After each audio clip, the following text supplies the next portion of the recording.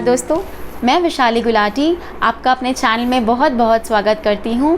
And मैं आज आपके लिए एक बहुत ही यूज़फुल टॉपिक पे बहुत ही यूज़फुल इन्फॉर्मेशन लेकर आई हूं। तो पूरी वीडियो देखिएगा ताकि आपको पूरी इन्फॉर्मेशन मिल सके। बट उससे पहले प्लीज़ मेरे चैनल को सब्सक्राइब कीजिए ताकि मेरी सारी वीडियोज़ जो हैं वो आप तक पहुँच सकें।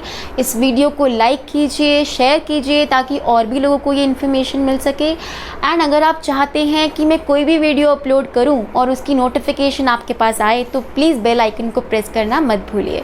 सो हम स्टार्ट करते हैं आज का टॉपिक, जो कि है कंज्यूमर प्रोटेक्शन एक्ट ऑफ 2019। जो हमारा कंज्यूमर प्रोटेक्शन एक्ट 2019 है वो पहले हमारा 1986 था, जो कि अब चेंज होकर 2019 हुआ है, जिसमें कि बहुत सारे चेंजेस आए हैं जो मैं इस वीडियो के थ्रू आपसे शेयर करूंगी। अब हमारा कंज्यूमर क्या होता है? देखिए, अब हम सारे कंज्यूमर हैं। हम सारे कंज्यूमर कैसे हैं? हम गुड्स लेते हैं, हम सर्विसेज लेते हैं, हम उनको यूज़ करते हैं। और बहुत बार ऐसा होता है कि हमारे जो गुड्स हमें मिले हैं, सर्विसेज मिले हैं, वो हमें चीट करके दिए गए हैं या हमें डिफेक्टिव दिए गए हैं, मिसरिप्रेजेंट करा है, धोखाधड़ी हुई है हमारे साथ। और जब हम मैन्युफैक्चरर के पास वापस जाते हैं या सर्विस प्रोवाइडर के पास वापस जाना चाहते हैं तो वो बोलते हैं कि हम तो वापस नहीं करेंगे, हम तो आपको रिफ़ंड नहीं करेंगे। तो हमारे पास क्या ऑप्शन अवेलेबल है? हमारे पास ऑप्शन अवेलेबल है कि हम कंज्यूमर फोरम जा सकते हैं।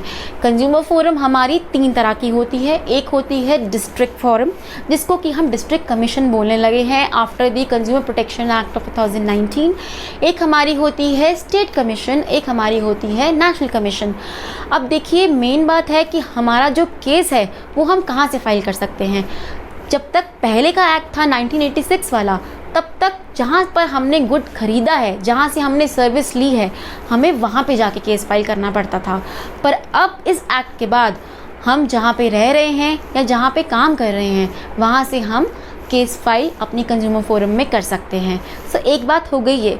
दूसरी बात है पिक्यूनरी ज्यूरिसडिक्शन। पिक्यूनरी मतलब इन तीनों ट्रिब्यूनल्स ने, इन तीनों कोर्ट्स ने अपना अमाउंट जो है वो डिवाइड कर रखा है।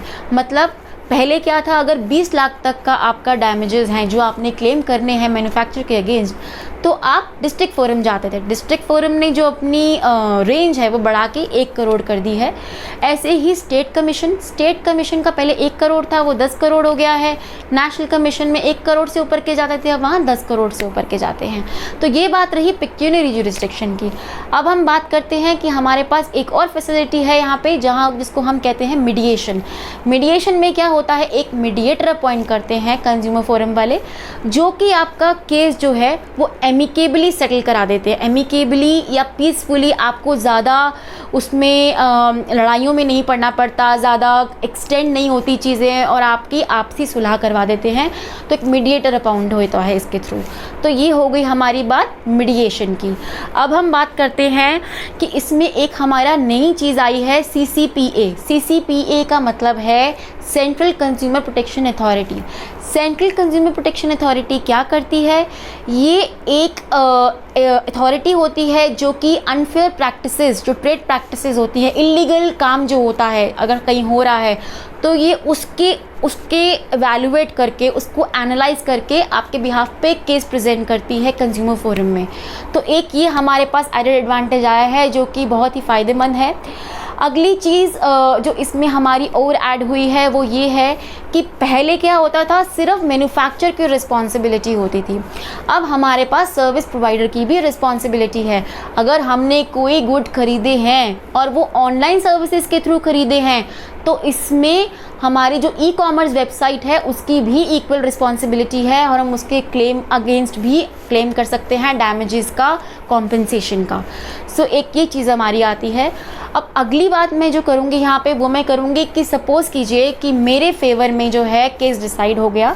मैं एक कंज्यूमर हूँ, मैंने एक गुड्स खरीदे और जो मैंने गुड्स खरीदे वो डिफेक्टिव निकल आए। अब मैंने केस करा मैन्युफैक्चरर के अगेंस्ट, तो मेरे फेवर में केस आया। मुझे 2 लाख रुपए कोर्ट ने कहा मैन्युफैक्चरर को कि तुम कंज्यूमर को दो, पर मैन्युफैक्चरर ने कहा जी मैं तो नहीं दूंगा, मैं अपील करूंगा और मैं आगे जाऊंगा स्टेट कमीशन में। अब यहाँ पे जो नया हमारा रेगुलेशन आया है वो ये कहता है कि अगर आप अपील करना चाहते हो तो मैन्युफैक्चरर को पहले 50% ऑफ द अमाउंट डिपॉजिट कराना पड़ेगा। जैसे कि अगर मुझे 2 लाख रुपए अवार्ड हुए हैं तो पहले वो 1 लाख रुपए जमा कराएगा, तभी अपनी अपील कर सकता है। सो एक ये एडिशन है। और अगली हम बात करते हैं लिमिटेशन एक्ट की। अब लिमिटेशन एक्ट जो हमारा होता है, लिमिटेशन एक्ट में क्या होता है कि हमें एक टाइम दिया जाता है अपील करने के लिए, जो कि पहले डिस्ट्रिक्ट फोरम से स्टेट कमीशन में जाने के लिए 30 डेज़ का था, बट अब उसको बढ़ा के 45 डेज़ कर दिया गया है। पर अगर 45 डेज़ में भी आप अपनी अपील फाइल नहीं कर सकते हैं तो आप एक कॉन्टिन्यूशन फॉर डिले की एप्लीकेशन लगा सकते हैं, जिसमें कि आप अपनी situation, fact, circumstances properly explain करके ट्रिब्यूनल में अपने आप को जस्टिफाई कर सकते हैं।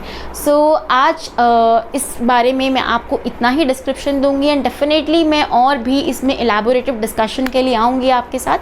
एंड ऑल्सो गाइज, एक चीज़ मैं आपको ज़रूर बोलना चाहूँगी कि आप कुछ भी सामान खरीदते हैं तो प्लीज़ उसका बिल अपने पास ज़रूर रखिए, सो दैट कल को आपके साथ कोई फ्रॉड हो जाए तो आप केस करने की कैपेबिलिटी में ज़रूर हूँ। सो आज के लिए इतना ही and thanks for watching my video. और कोई भी कमेंट्स हूँ आपके लिए, अगर कोई भी क्वेश्चंस हो, डाउट्स हो, तो please feel free to pitch in the comments. Thank you so much.